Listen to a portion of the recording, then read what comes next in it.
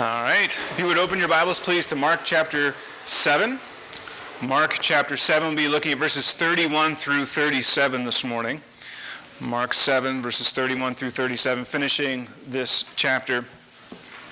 It was back in college. There was a small group of us that would get together, and we were kind of an official group for the college, a recognized group, and we would go around, and everybody else would do singing and like normal things, but we were a rough and tough kind of group of guys. We'd go around and do like service projects, work projects on churches, and help out wherever we could. And we would go to churches, sometimes camps, maybe some other things along the way as well. So we were doing that. And this one particular trip, we went down to Camp Joy down in Whitewater. And typically when something was that far away, we would leave on a Friday evening. And we'd been there a few times before, so it was nothing new to us. But we came in, and they saw us right away. It was not uncommon for them to have some kind of a snack, because, college guys.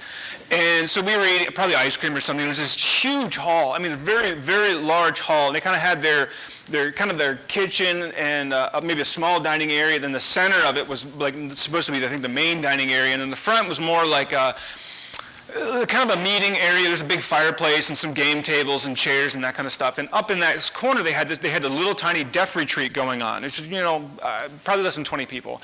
And we walk in there, and normally, if something like that, you would just be quiet. But they came in and they said, we're gonna have a snack for you. We put it in the same room just to kind of keep it together. You guys can just kind of talk and carry on as normal because they literally can't hear you, which is kind of odd, like you're going and they're furiously going like this in the front, and you're like, you can just talk, and you realize we're not disturbing them. It was kind of a strange feeling, honestly. So we're doing this, we're eating our ice cream, and we're carrying on and doing our thing, and not being obnoxiously loud, but we're doing our thing. And then all of a sudden we realized one of the deaf people came up over to our table and says, hey, could you guys keep it down? We're having a hard time hearing our speaker. And we're all like mid-spoon, like, and then the entire group of deaf people just burst out laughing. And we realized we've been had. And looking back on that, they never admitted this, but looking back on this, I think we were set up from the moment they signed on the dotted line to come down there. They're like, hey, we got this deaf group, let's play a trick on these people. And it was cool, and it was funny, like, after the fact. In the moment, we were, like, horrified, like, oh, we've been disturbing these people, we didn't realize, like, it's weird, like, normally that would be the case. And it was something that they were using their what everybody would look at as a disability and a disadvantage for an opportunity at humor, and they can do that now. They can do that now, and they've been able to do that maybe for the last 100 to 200 years. You could do something like that. But it really wasn't that long ago when being deaf was not a laughing matter, especially if you were born deaf. It was a terrible, terrible thing to have to go on with you, because it was not uncommon for those who were deaf to lock them up in insane asylums. They didn't understand what was going on, and what you have to understand is that you have that little voice inside your head that you communicate to yourself all the time. What do you do when you don't have language to communicate, to even think? You don't realize that objects have names. You don't have a sense of self-awareness. You don't have so many things, so many advantages that everybody else has. It's like having a computer and nobody ever putting an operating system on it. It can be the world's most powerful computer in the world, but if it doesn't have a program and tells itself how to run and how to work, it doesn't look like much. And there are so many that have struggled with that reality because they struggled with that. They didn't understand what was going on. And they come across that they have a severe mental development handicap. And the reality is they don't have any way to get that inner voice inside their head. They don't have language. And I think that puts in perspective a little bit our individual that we're looking at this morning in this particular parable. I believe personally this man was born deaf. We don't know that for a fact, but I do believe he was born deaf. And you can imagine the struggles that he must have had in his day and age. And the inability to think, the inability to communicate with anybody. I think it explains a lot of the symptoms that are going on here and why people probably just looked down on him, thought he was crazy. In this case, I think maybe even demon-possessed. I think it was really none of those things. It was simply that he could not hear. So what do you do?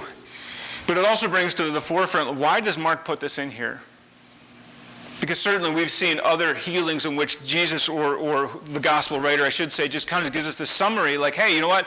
He was healing lame people, and deaf people, and blind people, and it's just this long list of summary things that are going on here. And all of a sudden Mark goes, yeah, but we need to look at this one.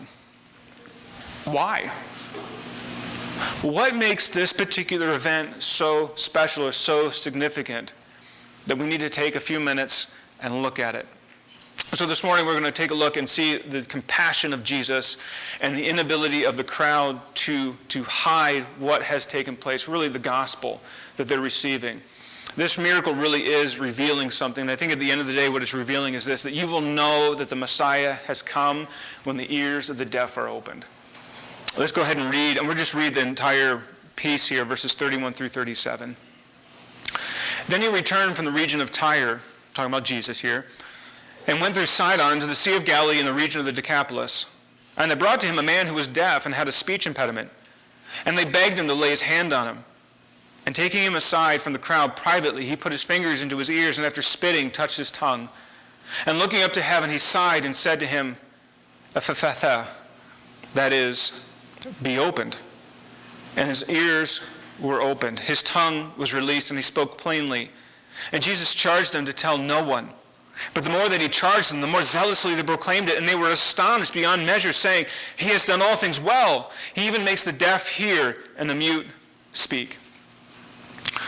The compassion of Jesus. And we start here on this road less traveled. It's been a while. It's been for us 3 weeks for, this is just the next section in Mark here. But we had looked at the Syrophoenician woman. You remember that story where Jesus goes kind of out of his way. He goes outside of Israel. It's the only time we knowingly kind of went out of Israel. He goes to Tyre, and he goes there, and he kind of finds this little home, this place, and she recognizes him, knocks on the door, and begs and pleads with them, come, my daughter has a demon, she's possessed. And Jesus gives the most harshest response you could ever imagine. He says, I've come to feed the children, not to the dogs. I'm not going to give the children's food to the dogs. I mean, it's a terribly harsh and cold response. It's surprising. It's kind of biting for us to read, why would Jesus say that? But that's exactly what he did. But she comes back with this comeback. It says, even the dogs eat the crumbs from the children's table. And it showed that she understood something. I know you're here for the Jews first, but even as you're feeding the children of Israel, the Jews, that some of those crumbs can inadvertently fall from the table, and even a dog like me can take a taste or a bite. She got it. And I realized the time of the Gentiles is not here yet, but it's coming. But can I certainly just get a little bit that falls from the table? And Jesus says, go, your daughter's healed. It's truly a remarkable story that when we see that, and that he's come and allowing these individuals to these Gentiles to partake a little bit. But Jesus has left that place. He's gone from there, and he's taken this kind of a strange road. Like if you know your geography at all, Jesus kind of goes north to Sidon and then kind of over to go south and eventually east. It's kind of a strange route. It's not normal in any stretch of the imagination. People sometimes think, well, maybe he just didn't know what he was doing, or somebody got confused, and I don't think so. We might not always know the reasons why Jesus goes the places he does, but I don't think this is random. But he's traveling. But what's more surprising than the route that he takes is where he goes. He goes to Decapolis, which for us doesn't mean much of anything, but it's really the far side of the Jordan River. It's still in Gentile territory. He hasn't come back yet. And he goes down to this area, and he goes to this area where is, at least in the vicinity of, if not right in the center of where Jesus had been and where he had healed the demoniac of Gadara before. In fact, I want to read to you that Mark chapter 5:19 that comes from that specific story, the healing of that man. And it says this, and he, Jesus, did not permit him, the demoniac, but said to him, go home to your friends and tell them how much the Lord has done for you and how much he has had mercy on you. After that healing, that demoniac, he wanted to go with Jesus, and Jesus says, no, you stay here and you just tell people. If you remember that the story doesn't sound familiar, it's the time where the demons all get cast into the swine and they go running off the cliff, and the people are seeing this whole thing going on. So says, you got to go. They're done. But Jesus sends that one man back and says, you go tell your friends, you go tell your family, you go tell anyone who will listen to you what you have experienced on this day. And I think he was very successful. Because I think the reception that Jesus receives here in the Decapolis area is a direct result of the testimony of that man to those people. They wanted him to go after that initial time, but this time Jesus shows up in that area and they're welcoming him back, and in fact they bring someone that they want him to heal that they probably assume is impossible, or at least for anybody else. And we very quickly come across Jesus as a compassionate Savior. There's a they that kind of manifests itself in our text in several places. It's never fully defined. I just think it's the townspeople, the locals that are here talking to Jesus. But they bring this man who is deaf and dumb. He can't hear and he can't speak. He has a speech impediment. And there's another context in Matthew chapter 12 where something similar takes place, and it's the direct result of a demon possession. It's preventing this man from being able to speak. It's preventing this man from being able to hear. That's that one. I don't think that's here, but the symptoms are the same, even though I think the root cause is different. But I think that's informative. I think the reason this group of people bring this particular man before Jesus is because they think, hey, you know what? This guy might have a demon, and we know a guy. It's that guy. It's Jesus right there. He helped someone else who had a demon. Maybe he can do something for this man too. I think they're correlating those two things together, even though I think the root cause is very different. But we see that. We also realize that this man is probably a Gentile, again, because of the area in which they live. And he, like the Syrophoenician woman, are both Gentiles. But Jesus treats this guy so much better. There's so much more compassion on this particular incident than the one before. And it begs the question a little bit, why? Why would Jesus be so kind to this guy? I mean, he was just downright rude and mean to that Syrophoenician woman. Why this difference? I think there's a couple of reasons. One, how are you going to communicate to this guy? He literally can't hear you. He can't speak. He can't interact with you. Jesus really isn't going to be able to have a normal conversation with this guy one way or the other. He can. And two, you think about what this guy's life has probably been up to this point. Can you imagine going through life and everybody thinking you're crazy?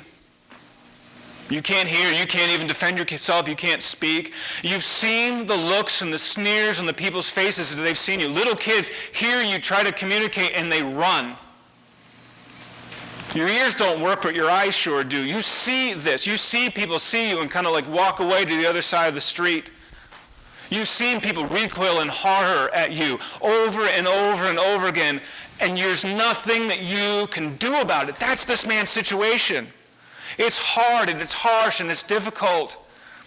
Jesus doesn't want to torment this guy any more than he's already gone through. This guy has had a hard, hard life. And so he comes and he begins able to and starts working with them. But this is where it kind of gets weird. You start looking at this and you're like, wait, why didn't Jesus heal him?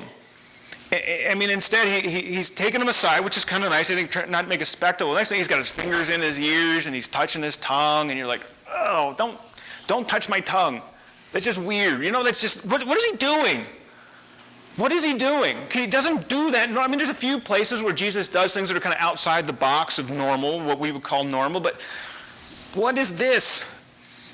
It makes you wonder, but I think there's a couple reasons for it.